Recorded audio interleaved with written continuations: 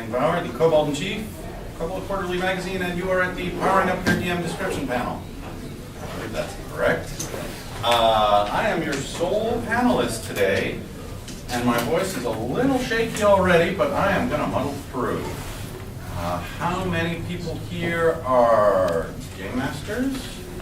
Should be all of you. How many of you are players sneaking in? All right. I'm not going to be providing any information that will help you as players get the better of your game master. Quite the contrary, the point of this seminar is to talk about what we can all do when we are running our games to help out our players, creep them out, scare them, thrill them, and basically keep them coming back for more.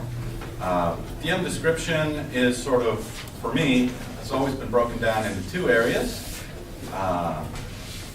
Area description and combat description, and I'm going to handle those separately. I came up in the RPG field back in the day when box text was standard in every module and every manuscript that came across my desk at Dungeon Magazine. And the first thing I learned about box text was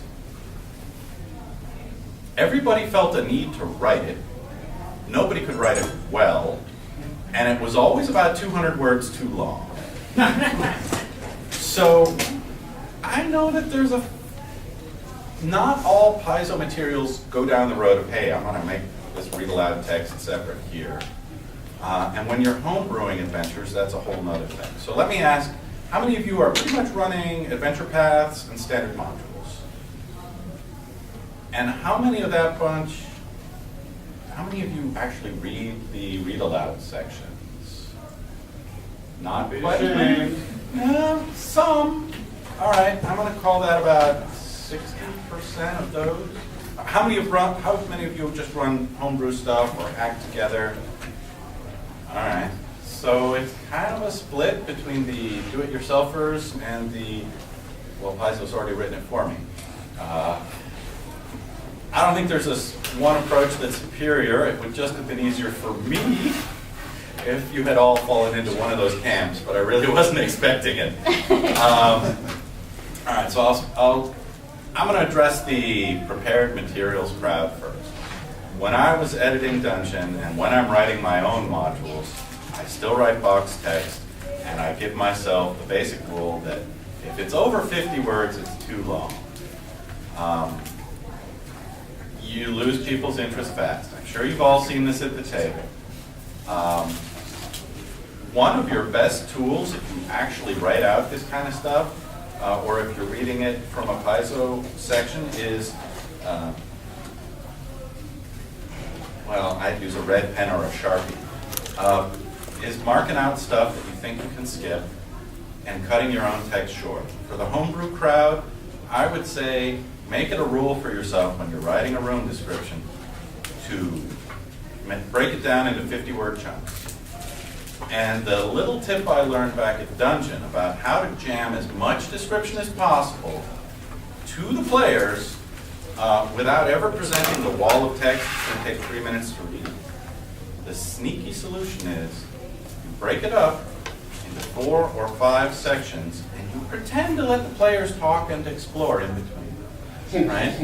You say, here's the overview of the room. It's an area description. It's a square room with a high ceiling and weird squares glowing with light.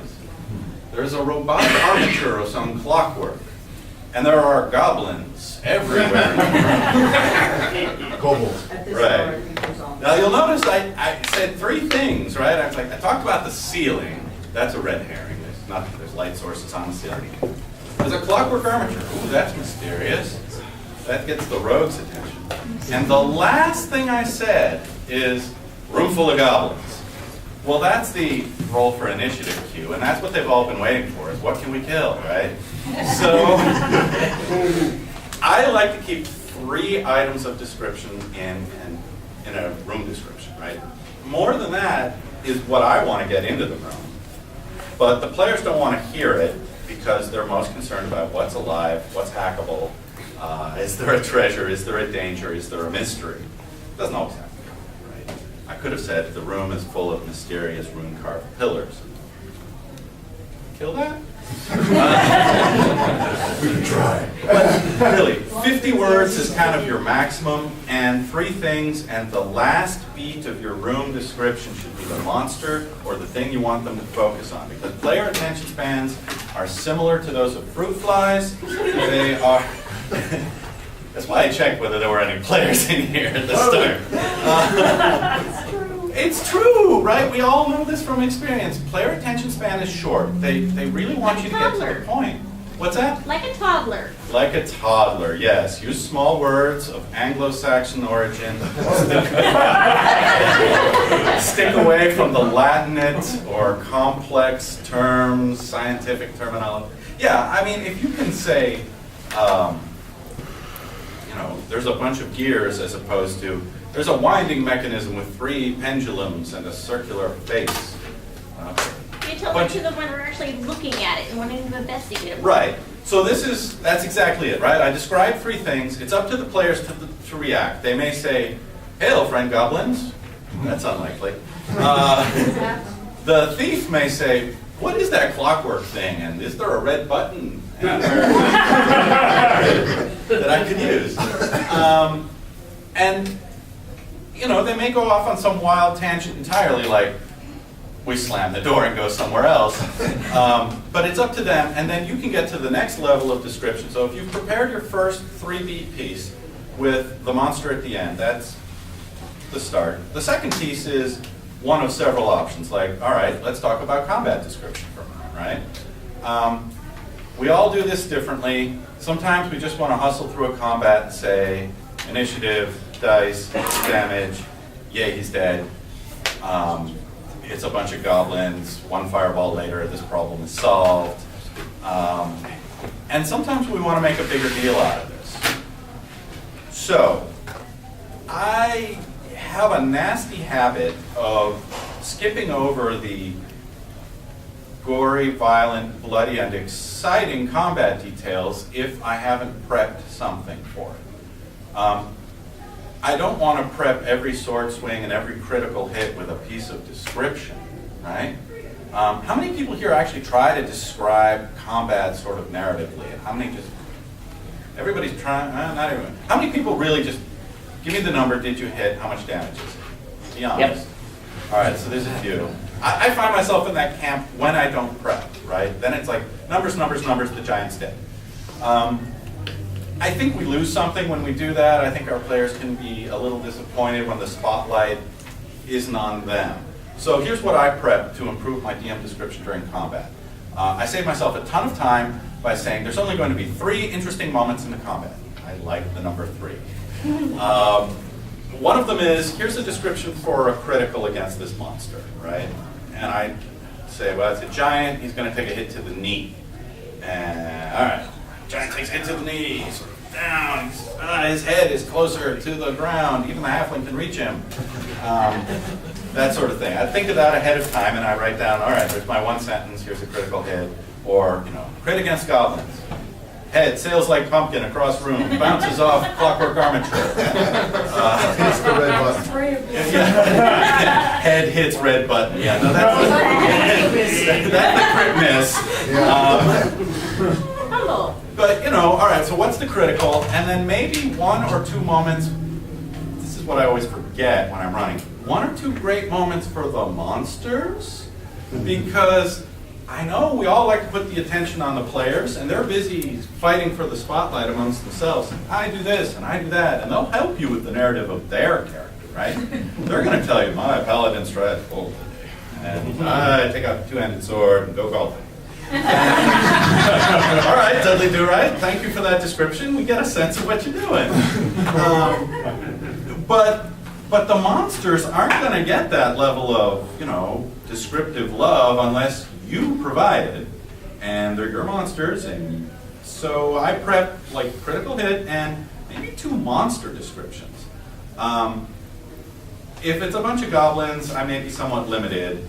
I may use it as a clue to what the treasures are, right? If there's a magic spear or dagger or something, I may make a point of saying the monsters are using the magic treasure against the party. That always seems to get their attention, by the way, you know?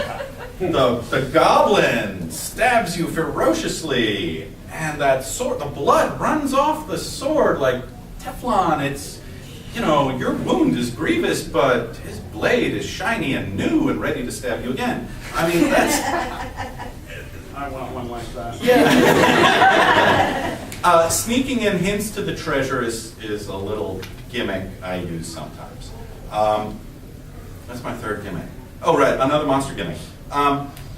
Monsters all too often don't have names or dialogue unless I remember to give them names ahead of time. Now, if there's a room full of 50 goblins, I'm not naming them all. And it doesn't matter, right? But if I say, well, the sub-chief of the goblins is Mongo over here, then I can say, oh, okay, Mongo's going to have some dialogue in this combat when I remember. And it may bring something to the combat that isn't just a hit or a miss, right? I like to give dialogue that shows the monsters are thinking a little bit, or they have a plan. So the kinds of dialogue I tend to write down is, you know, Mongo's the lieutenant, what's he gonna say? He's gonna say something tactical. Ooh, fetch the firebombs, boys! Ooh, all right. This will drive players into a state of panic if it is accompanied with a tiny bit of description of, yeah, there's 2 or 3 goblins in the back with things like basketballs, and they've got sparks coming out. What? Your whole party will react to that description. It's like, they're just basketballs with little sparks. They don't look that interesting. Maybe they're treasure guys. They're throwing them your way. So, I mean, each of these things shows, like, the monsters are thinking, the monsters have a tactic, the monsters have a good day occasionally and roll a 20 and crit something. If I've prepped 3 things that could happen during the combat, then, you know, round 1's always exciting because it's initiative and everyone's in position. Round 2 is exciting because things are still happening. But like round 3, 4, 5, 6 in the combat, sometimes it gets a little grindy for me, especially if I haven't prepped. And that's when I go down my sheet and I go, oh, all right, Mongo, firebombs, here, it's high time. And I'll break out one of those. Or someone rolls the crit, or the monster rolls the crit. And I'll just look down at my sheet. It's only 3 items. I don't have to go very far with it. Now, doing this for every single room may or may not be worth it. I find I spend a lot of prep time on big, bad, evil guys. And that's like the last encounter of the night, if I've timed it right. And I mean, I've been thinking about the big bad guy all along. So really, he gets lots of attention and description from me to start with. The guys where I really need to work a little harder are the goblins, the mooks at the gate, the 2 ogres on watch who are kind of boring. I need to give them something to make them interesting. In every case, yeah. I mean, I've run a few things lately with sort of a fast and loose approach, which is I'm not doing stat blocks in my homebrew campaign. I am doing armor class, hit points to hit, and page reference to the bestiary, because it's right here at the table anyway, right? So instead of having a lot of numbers to look at, I have a few, and then right next to that I have 3 other things which are descriptive things. This has actually allowed me to focus on description with equal weight to the numbers.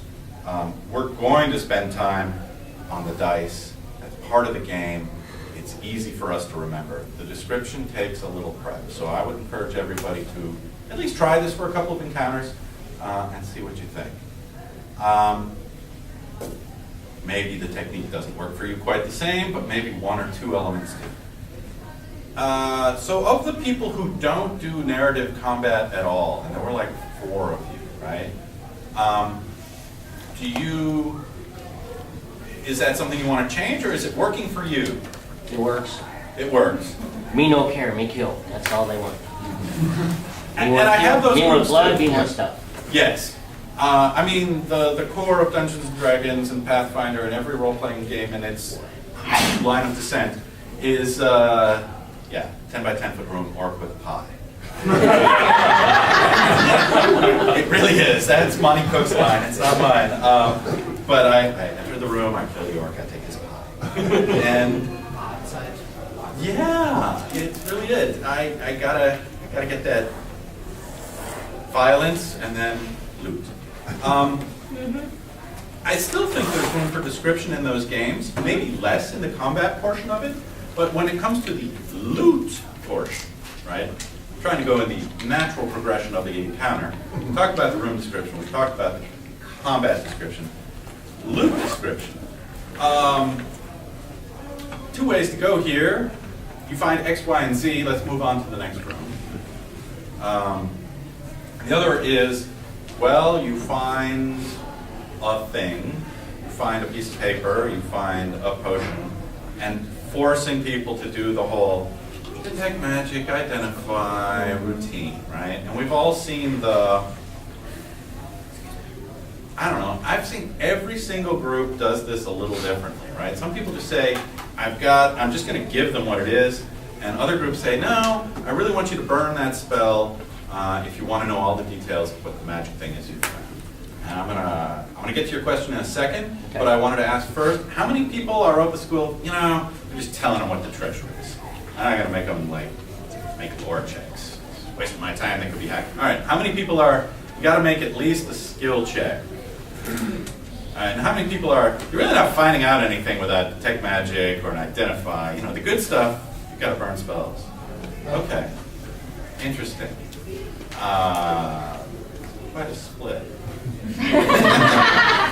Well, curiously enough, gamers don't all do it the same way. And I think that's okay, right? Your group has its own flavor, yeah? The best time for the descriptions is when the loot's being divvied up, because that's when the party fight starts. I don't tell them what it is. It's shiny, it looks valuable. You blew your appraise roll. He thinks it's worthless. You think it's an artifact. What are you going to do about it? That's when the fight starts. Yeah, it's especially nice if you can play off like the rogue against the wizard kind of thing. Right? He's doing his appraisal and the wizard's like, no, arcane lore says it just, yeah. Those are sweet moments, that's true. To get to that, I think that sense of mystery is the important thing, right? It's a wand and it's made of ironwood with a crystal, okay? That sort of leads into,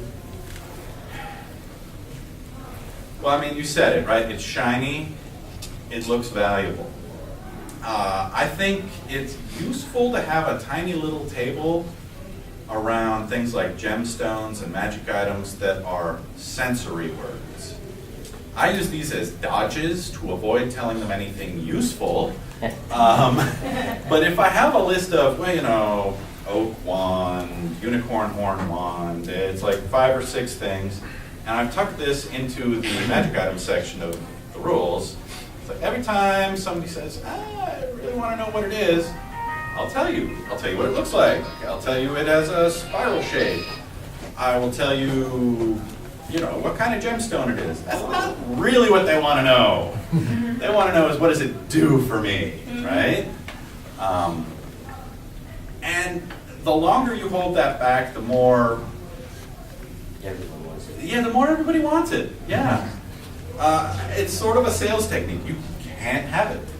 This is a really nice sword. Wow, that goblin stabbed you a lot, and it's still really shiny, and little sparks are flying off the tip, like arcing off the tip. What's it do? Well, it's magical. You detected it's magical. Yeah, but what's it do? I don't know. You'll have to stab something. I stabbed a dead goblin. Yeah, it doesn't seem to provide any information. You're going to need a living target. I look around at the party. Yep. Who could take a hit? You're the barbarian. You got hit points. Come on. Help me out. And the clerk, I'll heal you back up. I'll heal you back up, right? And then the experimentation begins. Wizard, raise a goblin zombie. Yes, let's raise a goblin zombie. Just one charge from the wand to figure out what it does.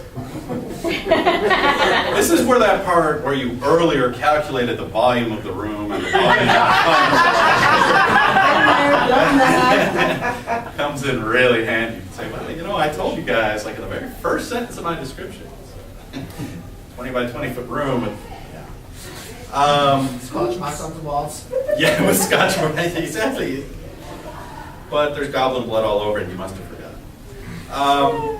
So treasure is a great time to haul out physical, sensory description of what does it look like, what does it feel like. It's shiny, shiny, shiny. Pretty much almost every player will turn into the dog-seeking squirrels at this point, depending on their class, right? Either that or they'll start pulling out the identify keys. And they will pull out the identify cheese. So I'm actually okay with that, right? If they're willing to give up the potential magic missile or something else for the identify, all right, that's okay. Just pray your wizard and they build a wand of identify. Yeah, this is where house rules come in handy. But all right, this is a whole separate panel I could have sometime. I've house ruled away everything that annoys me at this point. Like, fly is now a 5th level spell. Teleport is an 8th level spell. Greater teleport. Yeah, so there are no wands of Cure Light Wounds. It's too cheesy and I hate it. All right, life's hard. You know, you can house rule away some things or you can make it interesting. How many people here actually tell their party how many charges there are in the charged items? We have to determine it. Yeah, if they put in the effort. Why waste game time? Make them jump through these hoops. Exactly. Well, this is the downside of, let's go through that.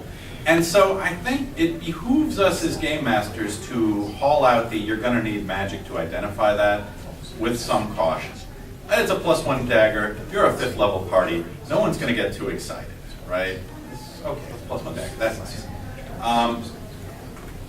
It's the invulnerable coat of Arn. It's a relic. It's not going to work. Bardic lore is probably more useful. Arcane lore, it's some sort of artifact level thing. You really don't know. I love making them work for the items that are going to be like at the top of their character sheet and in the sketch they draw, and the first thing they talk about every time they say, yeah, but my character has this thing, right? So for those very special items, the Holy Avengers and the Flame Tongue Swords and the whatever house item you've got, Staff of the Magi, it's worth it to make them work for it because it increases the sense of value. If you also tell them it's full of green gemstones and it's carved like this and like that, maybe they get a picture. So now we've got treasure. Now we've completed the encounter.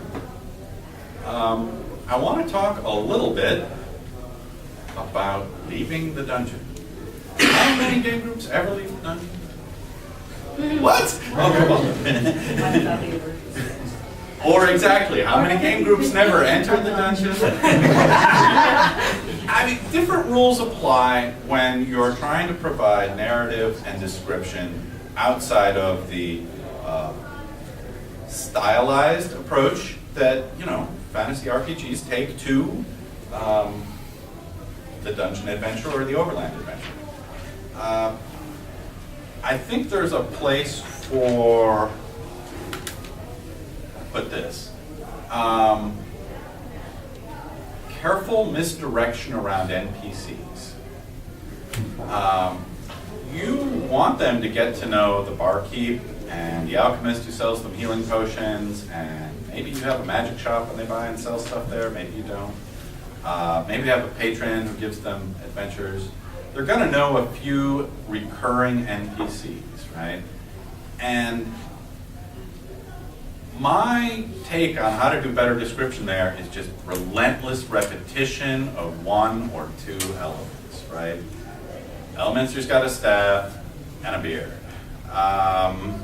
The Dwarf King you always talk to has, the same tankard every time he meets you. And it's always empty and he's always grumpy. I've got a mission for you. My boys couldn't fix it. Get to work. If that NPC is pretty much sort of the hungover dwarf king who always sends them on assignments. That's a nice stereotype. It's an almost like sitcom level of description where you don't have to get very deep. Over time, more details are going to accumulate. But for most of the NPCs I run where there's no combat expected, my stat block consists of a physical fact. What funny voice am I doing for this guy? Because I will forget if I don't note it, right? And is there any like item or scenery that I try to bring up, right? Like, oh, there's the shields hanging in the Dwarf King's Hall. Oh, by the way, there's 3 more shields that look recently shattered and broken. The funny voice thing is the part of description that I've just started doing more of recently. How many of you get in character with voices for your NPCs? Oh, hell yeah. Yeah, hell yeah. I didn't used to as much. I recently started playing in a 2nd edition AD&D game. I know, mock me now. But the game master does a million funny voices, and I just play the wizard kind of straight, and he does. All right, he's a ham, right? He will do a voice for every single character, and the best part is when he does voices of our friends and coworkers and people in the office or mutual acquaintances. I thought that was a really powerful descriptive tool when he did it to us recently. We all sat there, we're like, la la la, meeting a ship full of pirates, la la la, meeting a ship full of our allies. And then this lieutenant guy comes along and he's got sort of a German accent. And I'm like, huh, that's peculiar. But we get all these real world accents from this guy. Like, but okay, that tells me something about him. He's militaristic society and sort of efficient. And just the voice he gave the character gave us clues. And then he spoke like someone we know, this German immigrant editor fellow who, yeah, I'm trying to be helpful, yeah, I'm doing this and that. And he was always being helpful. I'm like, wow, this reminds me of our friend Ralph.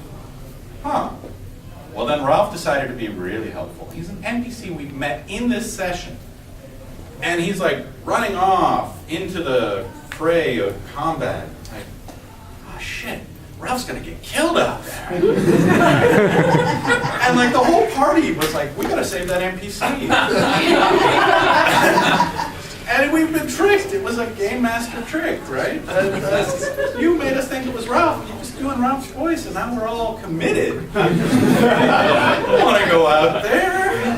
It's the bone ship of Cthulhu with the Illithids. All right, we're going. Saddle up, boys. We're saving Ralph. And it's a form of description that I've realized is very powerful is the voice you put on. So I used to not do a lot of voices except for major NPCs. Now I find myself doing more of them and doing cheesier ones. And the players, for the most part, like it. I get moans and groans, and I get my 2nd edition DM shit when he does like a really bad John Lennon or some celebrity character. You're trying to do Clint Eastwood, aren't you? All right, it's a shortcut to description. If he sounds like Clint Eastwood and he's a priest of Thor, it gives you some idea of what you're needing. And I suggest you basically cheat with accents in description. It's a really useful tool in your toolbox. So, all right, so let's see, what have we covered? Area descriptions, combat, treasure, NPCs. Right, which leads us to big, bad, evil guys. I mentioned earlier that they are our favorites. You know, we've written this homebrew campaign, or we've spent a lot of time on the villain. We've led up to that character over time. Maybe it's an adventure path. Here we are in part 6. They finally get to take him down. The campaign's been building up to this for a long time. This better pay off, right? There better be some good description here to get people engaged. I wish I had a one-size-fits-all solution for big, bad, evil guys. My sense is that there isn't one. And that these are unique enough NPCs and important enough to your game that you're going to need to find different descriptive tools for everyone. If it's one of the Rune Lords, it's a different kind of character where you want to build an aura of menace and ancientness. If it's their alchemist friend who they've known since first level and he's been selling them healing potions for a long time, and one day they discover that he has a horrible, horrible secret in his basement, then, the interesting part of that description is, this is your friend, the alchemist, and you're suddenly seeing little new details and remembering seeds that were planted long ago. Oh crap, he did say he was always visiting his cousin in the country right around the time the murders happened.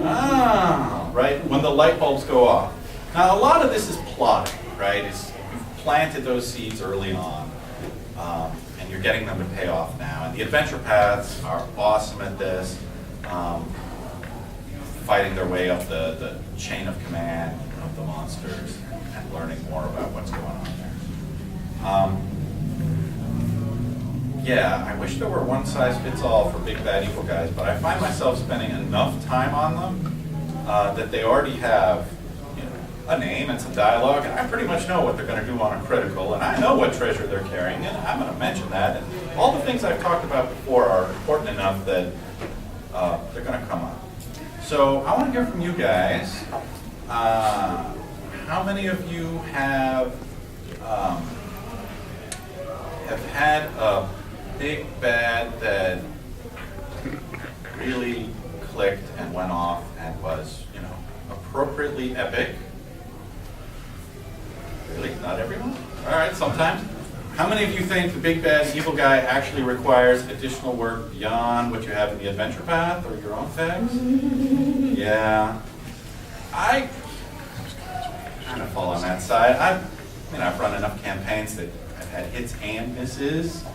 The one piece of advice that does apply to these scenes in general is I tend to rush it. Right? It's been building up. Everyone's excited about it. We want to get it done in this session. Maybe it's hard to get the group together on a weekly basis, and you're playing more like twice a month instead of 4 times. But there's a certain pressure to hey, here's the guy, and we want to get him, and we have a plan, and here's our plan, and we're going. One of the things I'd recommend is do try to slow it down. And I don't mean stall.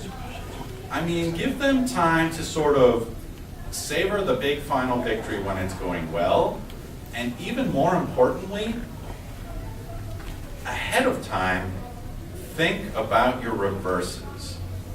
That's what I mean by that. So in novels and fiction generally, the rule of thumb is the hero has a goal, the hero fails some more, then it really gets bad, then the hero triumphs, right? I mean, that's sort of the rough arc. It just gets horrible, worse.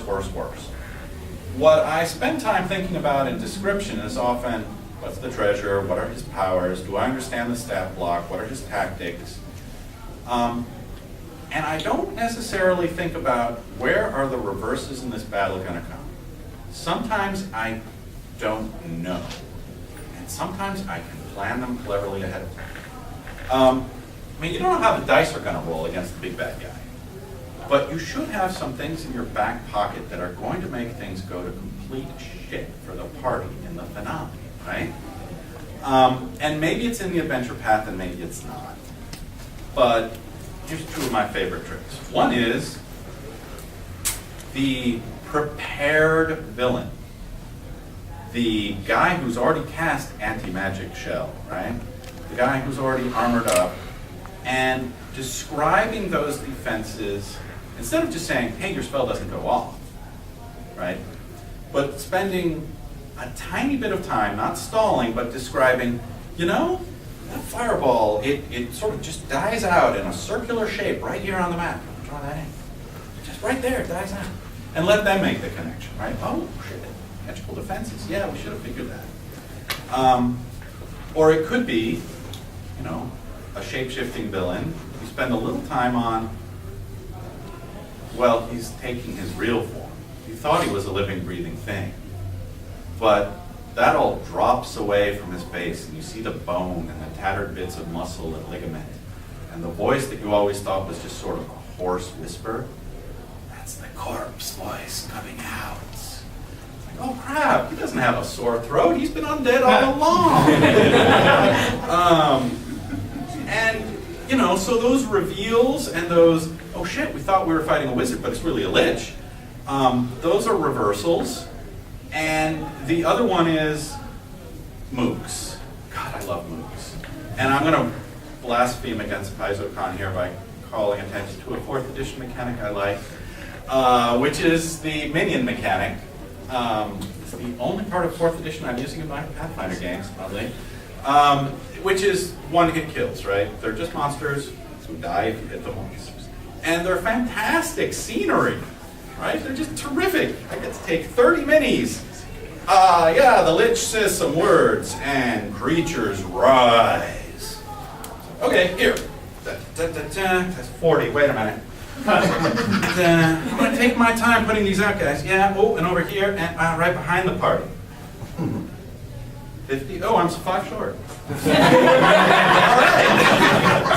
I'm like, all right, there's 50 things that have risen from the grave all around you. I mean, you weren't expecting that. And so sheer numbers, right, can make impact in a description. And you may know, okay, they're all going to just disappear. Iterative attacks are going to take out slews of them. Any area of effect spell is going to wipe them out. And the party will feel a huge sense of relief. Ah, wow, good thing we brought the cleric. We thought she was going to be at her cousin's wedding, but wow, she came. So that is one of those reversals that looks a lot worse than it is. It provides extra scenery, really. I don't think of those as a challenge. They burn 1 or 2 spells. They have a moment of panic. It gives the big bad evil guy time to heal up or walk through that warded door or something else. But you've prepared the reversal as sort of a scene within a scene, right? I know we often think of encounters as being area-based.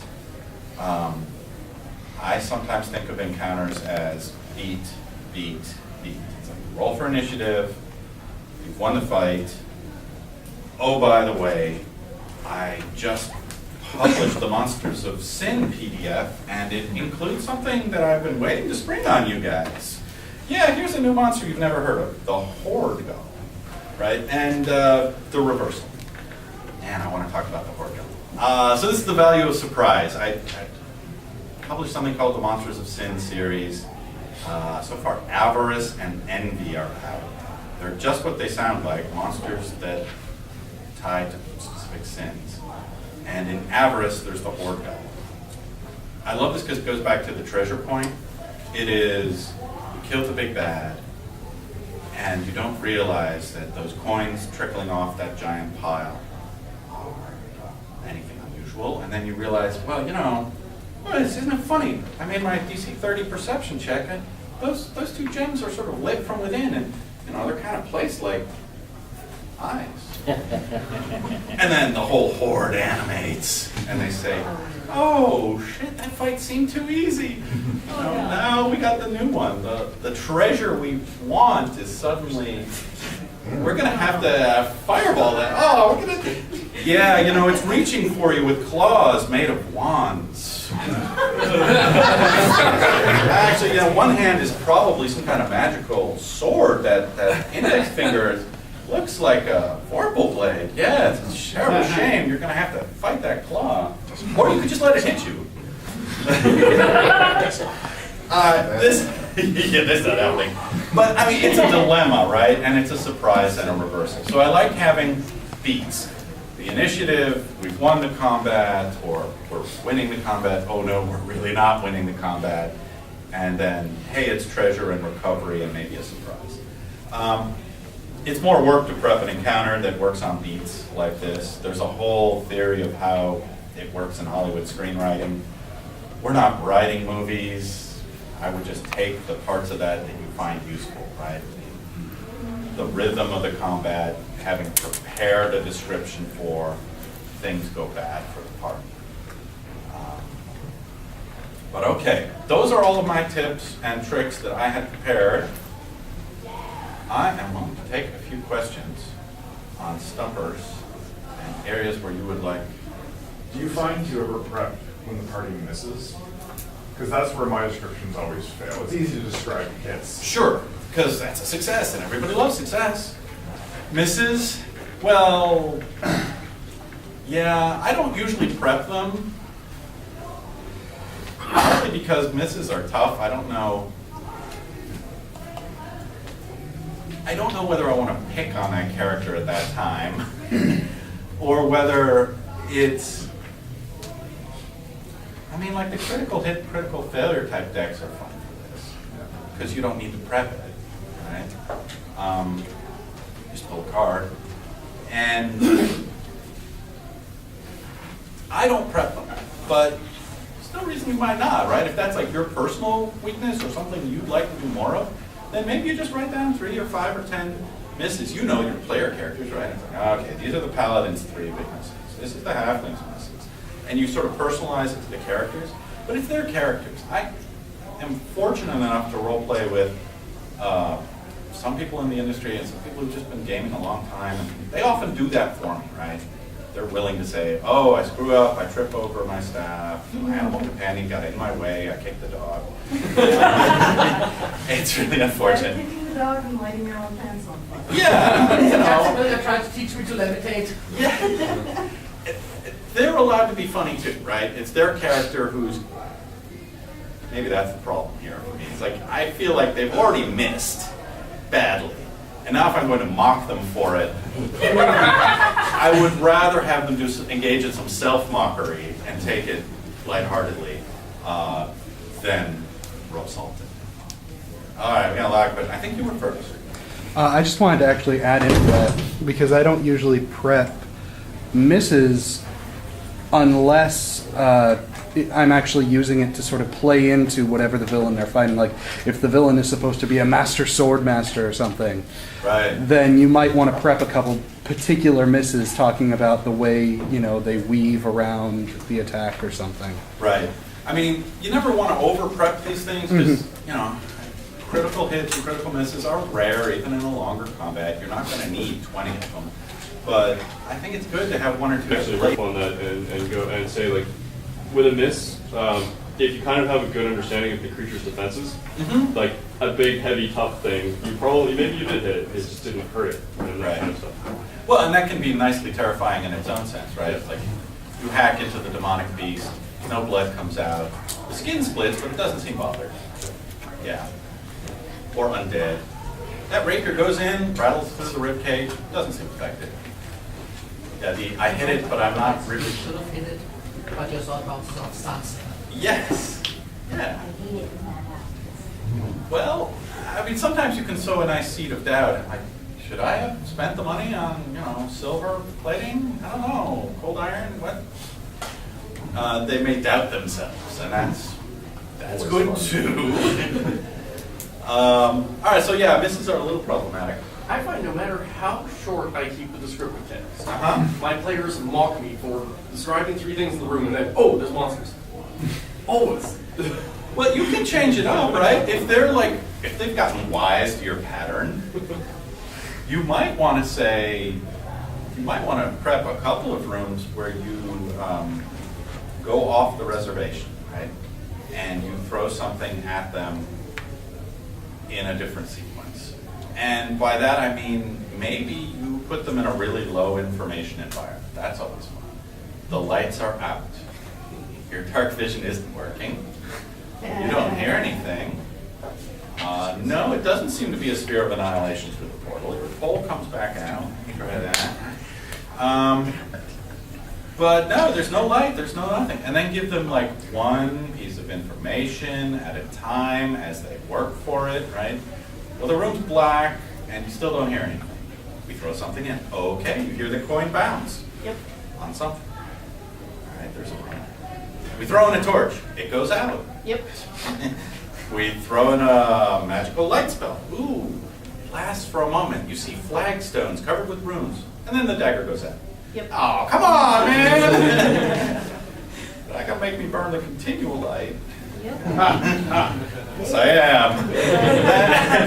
You know, so if they have nothing to work with, if they have no description, then it's up to them to explore. And maybe that's all they want. They want a chance to be more in control of the scene rather than, you know, every time he's going to read us something. And I think this is why some people abandon like descriptive text prepared ahead of time or box text, because it can become rote, even if it's short.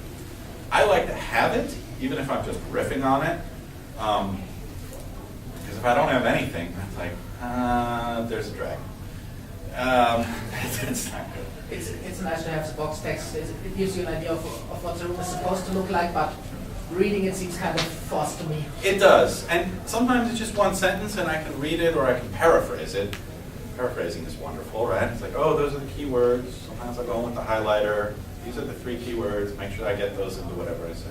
Yeah, it does seem more forced. The better you've prepared it and the more often you run the same adventure, the less forced it becomes, because you know your material. I ad-lib them a lot. Yep, but do you ad-lib them based on like, I put these monsters here and forgot to do a description, or ad-lib it on, I read that description and now I'm going to do it.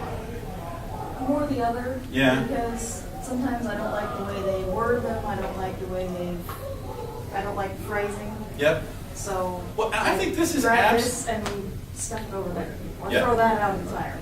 I think we all love to tinker with published material and modules, and I don't think I've ever heard of a game master who said, you know, I just run stuff totally straight the way it's written. Is there anyone You screw here? with your players that way. Well, you could, but has anyone ever run a module as written? Yeah. Really? Sure. Not since I was 13. Yeah, exactly. All right, maybe is it when you're Sometime young ago. and have relatively low confidence, is that? I find it is damn near impossible to run a module as written in the first place because your players will go off. Well, they'll go off. Right. Yeah, they'll just over there somewhere. Yeah, I mean, I'm totally in favor of paraphrase it, make it your own, throw stuff out. But I think the less we prep description and the more we say, the more time you spend on it, right, the better the reaction you're going to get from your players, especially if you're thinking about first impression, reversal, and like spotlight moments, rather than, yeah. Can you talk a little bit about pacing when it comes to pacing and Wow, that is a whole separate panel. well, as it relates to description? As it relates to description, I cheat with maybe 2 techniques on pacing. One is that I will, if I want their attention, I will tend to get quieter and slower. I just start to talk less, and often that'll work, right? They'll focus in, and I can sort of go one sentence at a time and say, all right, what do you guys, 10 more feet down the hall? All right. And the more questions I ask, the more nervous they get, right? So that's sort of a pacing tool of you going 10 more feet down that hall. All right. The more It's kind of detail you flickering try to get from and them. greenish. All right, 10 more feet. All right, you're almost at the door. Door looks funny. All right, you failed your perception checks. You sure you want to keep going? Well, that's the perfect line. Are you sure that's what you want to do? Yes, and that always causes a hesitation from the party side because you're their whole source. You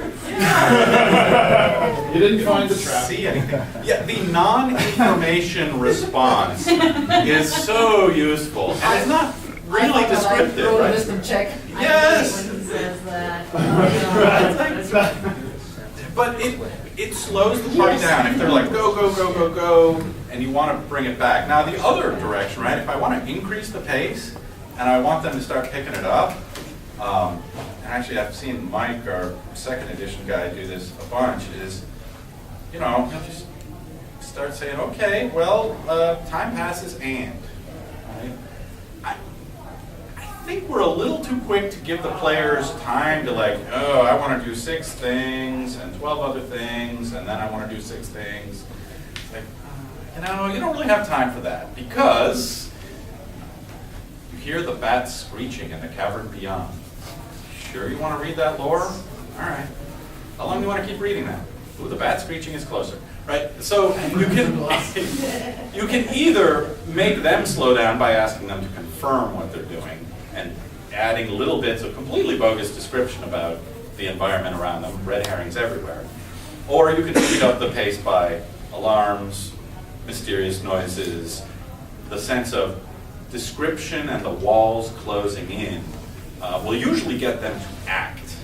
The only place where I find that description doesn't get players to take the action I want them to take is the sense of overwhelming menace. I would really like you guys to retreat. I don't want the TPK. I'm hinting. The giant is 20 feet tall. He's got 50 minions. It looks bad for you guys. Are you sure you want to keep fighting this round? It's like, oh yeah, we're going to keep going. Please Or retreat. you get half the people that realize, wait a minute, we really shouldn't be doing this yet. Try and lock the door back up. Yeah. And then someone else decides they want to go back up and open it back up. Yeah, there's always, but I mean, that's sort of like party dynamics, pacing, player psychology. It's less about description, but you're right. There's always one guy who's, I'm not done messing with this, or I can stay.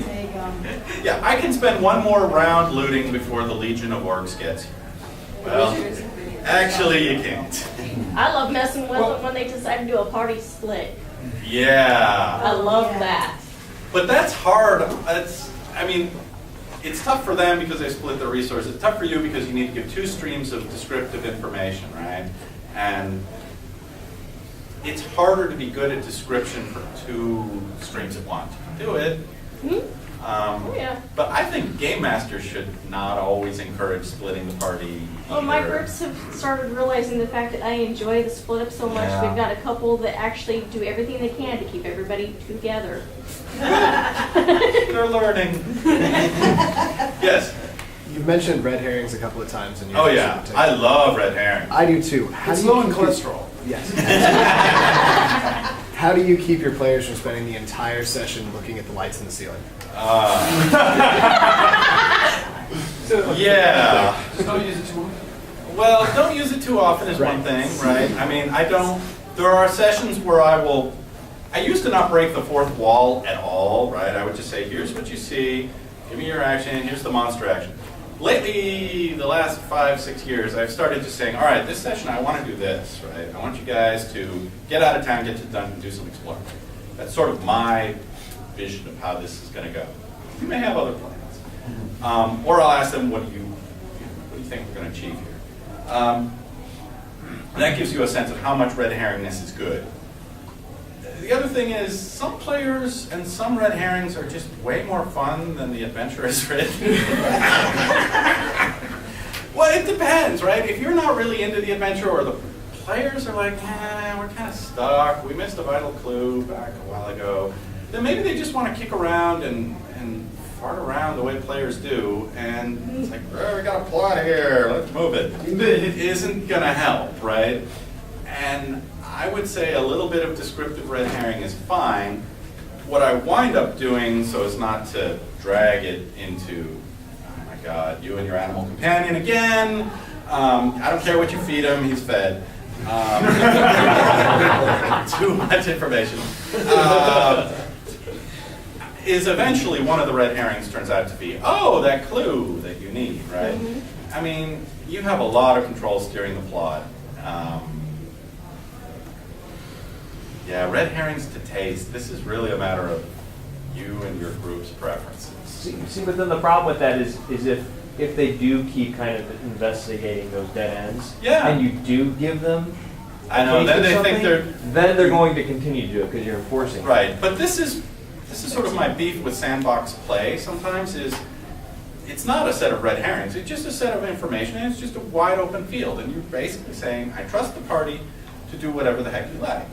And that works with many groups. And there are some groups that need more direction, right? And so depending on my players and how they're feeling, I may, at the start, say, well, it would be great if you made it back to town, because I have things that are better. Or it would be great if you advanced a few rooms in this dungeon. If you just say, hey, yeah, I'm rewarding them for their bad behavior is basically it, right? I don't know. I think my group has been role-playing long enough that there's a sense of trust, right? That you're not going to lead us too crazy astray. And if you've got that, then they're just, yeah, we know that's the adventure. We'll go along with it. I used to find that kind of borderline offensive. It's not just the adventure. It's really cool, guys. You don't have to go. I would get all invested in it. And now, it's like, well, as long as we're having fun, I'm not saying you got to take on Lord Grayskull this week. I'm just saying you're giving him another week to do stuff. And then it's a tool for me next session to say, well, you farted around and fed your animal companion. Look what happened to the village. Get back, it's burned down. Lord Grayskull's planted his flag. You bastards didn't return to town as you had promised the mayor. Sucks to be you. So you can turn it around on them with outside events. I'm rocking the digital projector rig. Uh-huh. So a lot of people are using the Paizo map packs, which have really fine details on them, which sometimes match the descriptions we want. And sometimes not so sometimes much. really don't. And if you go into a room and the map you have has this nice big sword on the table, and you don't have a sword on the table, or you want the sword on the table, but it's not been part of your plan. How do you work with that? Are you throwing out maps by hand? Art speaks louder than words. What are you going to do? Yeah, this is a problem I don't have because I don't even know if I should admit this. I stopped playing on the grid about a year ago. I know. And my players screamed and yelled and said, but, I have all my 5-foot step, and there was a small rebellion, which I quashed ruthlessly. Well, no, my phrase was, let's try it for a few sessions and see how it goes. So I don't have that particular problem, but I may go back to a map and minis again, because I just recently bought some rack of maps that I really want to use.